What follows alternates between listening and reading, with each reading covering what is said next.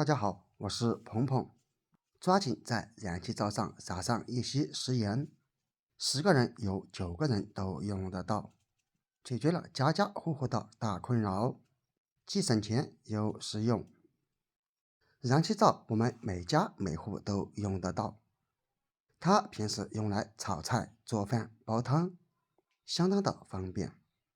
但是用久了之后，燃气灶上面会特别的脏，不仅有汤汁残留，还有很多的油脂污垢。而有很多朋友要购买清洁剂来清理，其实大可不必。今天不花上1分钱，用家里面的这些东西就能让它干净如新。朋友们记住，现在有多脏，一会儿就会有多干净。具体是怎么做的呢？别走开，我们接着往下看。首先准备一包食用小苏打。众所周知，食用小苏打不仅可以用来蒸包子、馒头，还能清洗果蔬、清洁除味等等。这里我们只需要把食用小苏打撒在燃气灶上，特别脏的地方可以多撒上一点，不要怕浪费。这样一包小苏打其实相当的便宜，也就2-3块钱一包。不知道你们家里平时有没有购买小苏打呢？然后就是家里面的调味品，没错，就是白醋。然后我们只需要把白醋倒在燃气灶上即可。倒上的一瞬间会产生大量的气泡，这是正常现象，因为食用小苏打和白醋碰撞在一起就会产生大量的气泡，而且清洁作用也是相当之强。接下来准备纸巾，把它一分为2，把纸巾贴在燃气灶上，这样贴起来静置一会儿，可以清理起来更加的方便快捷，也可以防止白醋在空气当中挥发掉一部分。直到将整个燃气灶都贴上一圈即可。贴好之后，用手按一按，让它牢牢贴紧，最后给它静置10到12分钟左右。因为白醋还有一定的软化效果，可以很好的软化燃气灶的污垢。时间到了之后，我们来看一看，撕开纸巾，可以看见纸巾上面有很多的油脂和脏东西，这说明使用小苏打和白醋的清洁效果还是非常的不错哟。然后先用这个纸巾把上面多余的脏东西给它擦拭一遍。当然了，仅仅是这样肯定是清理不干净的，因为咱们还得用上家里面的食盐。食盐不仅有杀毒消菌的作用，也具有一定的清洁作用，同时它的颗粒摩擦感还是非常之强。最后只需要把食盐沿着燃气灶这样撒上一圈。亲爱的朋友们，视频都已经看到这里了，制作视频不易，请用你发财的手给我点一个赞吧，因为你的每一个点赞都是对我最大的支持和鼓励，谢谢。撒好食盐以后，我们现在就可以开始清理了。很简单，只需要用一个不要的废旧牙刷，慢慢的这样刷。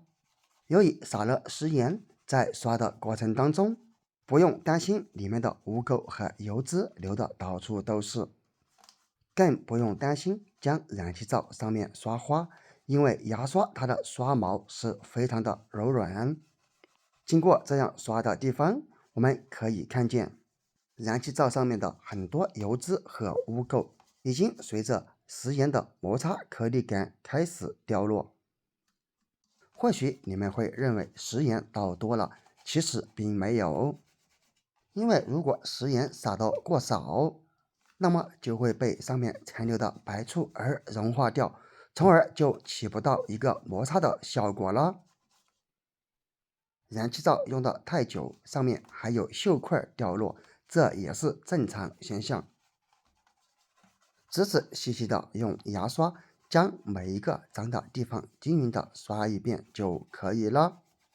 朋友们一定要记住，我们清理燃气灶的时候，千万不要用钢丝球来刷哟，那样会在上面留下很多的痕迹，刷好以后，用一张纸巾先把上面这些多余的食盐颗粒给它擦拭掉。可以看见这些白白的食盐颗粒也已经变得特别的脏了，里面已经混杂了许多的油脂和污垢。处理好之后，再用一条抹布尽量用热水给它泡一泡，这样清理起来才会更加的干净，也可以防止上面有油脂残留再次凝固。这里只需要把上面残留的食盐颗粒和白醋以及小苏打的残留擦拭干净就可以了。擦干净以后再来看一看，和处理之前是不是差别非常之大呢？最后只需要将燃气灶的每一个部件原封不动的给它安装回去就可以了。不知道平时你们家里面的燃气灶清理是用的什么方法呢？如果你们有更好的方法，也可以在下方评论区分享出来。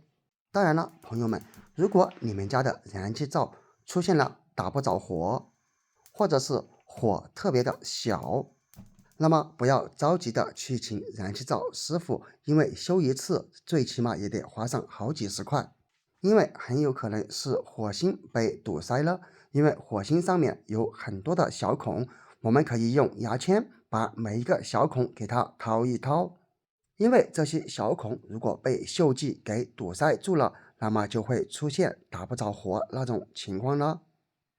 一定要仔细有耐心的将火星上面的每一个小孔都给它掏一掏就可以了。全部掏完之后，我们再看一看，像这样就可以了。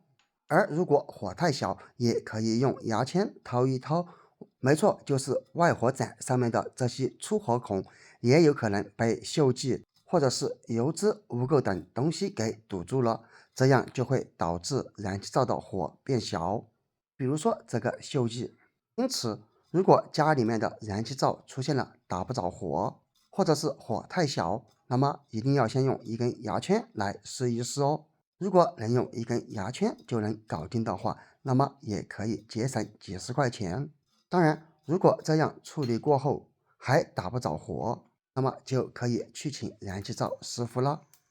朋友们，关于家里面的燃气灶，比如说清理，还有自己维修，不知道你们有没有更多的建议或者意见呢？